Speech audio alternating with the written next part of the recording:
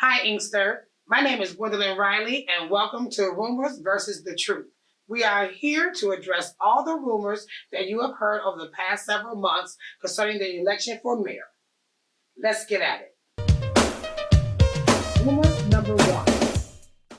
Mayor Nolan is responsible for the dissolution of Inkster Public Schools. Truth. The Inkster Public Schools were dissolved in July of 2013. I was elected mayor of the city of Inkster in November of 2015. The Inkster Public Schools were always a separate entity from the city of Inkster's government with their own school board and superintendent, and the city had no oversight over their operations. Rumor number two. Mayor Nolan runs Inkster Housing. Truth. Inkster Housing is separate from the city of Inkster's government. The mayor nominates Inkster residents to serve on the Housing Commission. City Council votes to confirm or deny those nominated individuals. The five-person commission hires and fires the executive director of Inkster Housing and presides as the board of directors over the Housing Authority. Rumor number three. Mayor Nolan is bringing 8 more marijuana dispensaries to the city of Inkster. Truth. Before I was elected in 2015, the prior city council had voted to enact Inkster Ordinance 858, regulating medical marijuana facilities. The ordinance restricts the number of dispensaries in our city to 3. There is no restriction on cultivation and processing facilities, but they must be in an area of the city that has been zoned industrial. Rumor number 4. Mayor Nolan closed down the Sweet Bee dispensary business. Truth. As mayor, I am in the business of opening businesses, not closing them. Before I was elected, I served as Patrick Wembley's attorney and successfully convinced the prior city council to enact Inkster Ordinance 858. This allowed the Sweet Bee dispensary to apply for a city license to operate legally in the city. Once elected, I stopped representing clients as an attorney. In May of 2016, the city council voted to approve a business license for Sweet Bee to operate. I voted in favor of Sweet Bee to receive a license. In May of 2018, Sweet Bee applied for a renewal of their license. At that point, they had added 3 additional shareholders to the business. When a business applies for a renewal of their license, a criminal background check is completed by the Inkster Police Department. Inkster Ordinance 858 prohibits any person or entity to hold a medical marijuana business license if they have any criminal convictions. State law also prohibits anyone to hold a medical marijuana business license to have any criminal convictions in the last 5 years prior to applying for the license. Patrick Wembley and George Burko both had criminal convictions on their records at the time of their renewal application. Mr. Wembley had 2 criminal convictions from July of 2016, one for dangerous drugs and one for drug paraphernalia, which along with Mr. Burko's convictions disqualified Sweet Bee from holding a city business license or a state license. Rumor number 5. Mayor Nolan bought the Stardust Lounge and gave it to his relatives. Truth.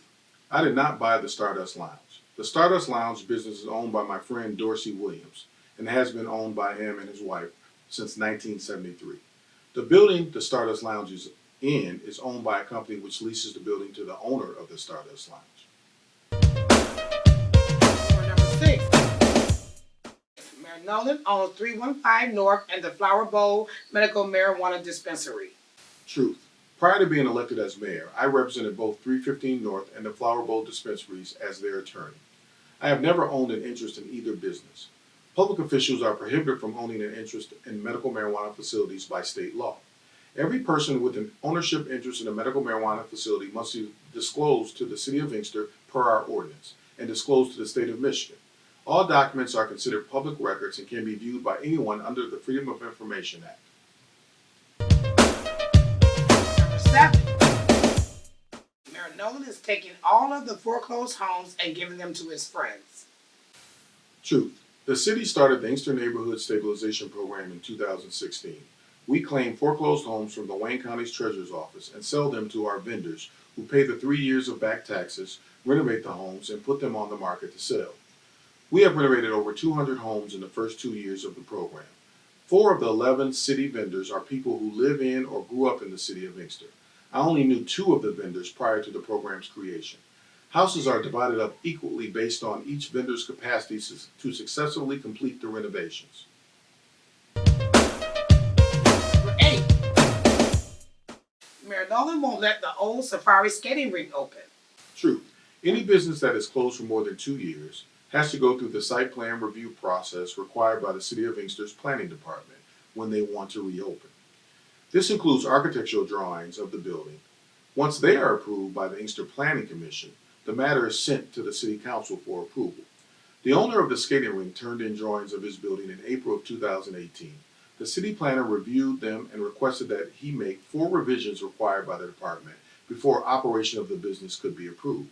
The revised plans have never been received by the city, thus the Planning Commission is unable to review those drawings.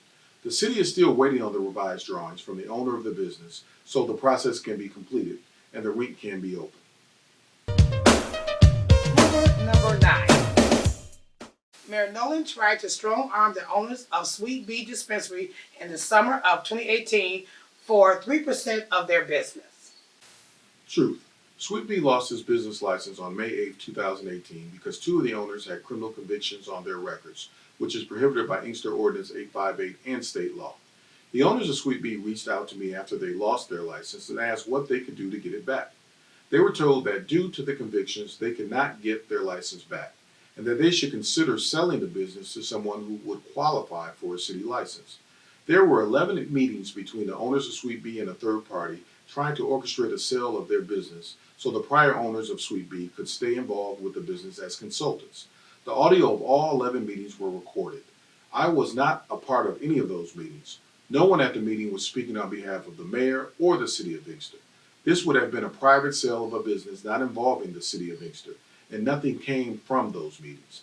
The owners of Sweet Bee decided to appeal the revocation of their license to the Inkster City Council, who on July 23, 2018 voted unanimously to uphold the revocation of Sweet Bee's license. As mayor, I did not vote.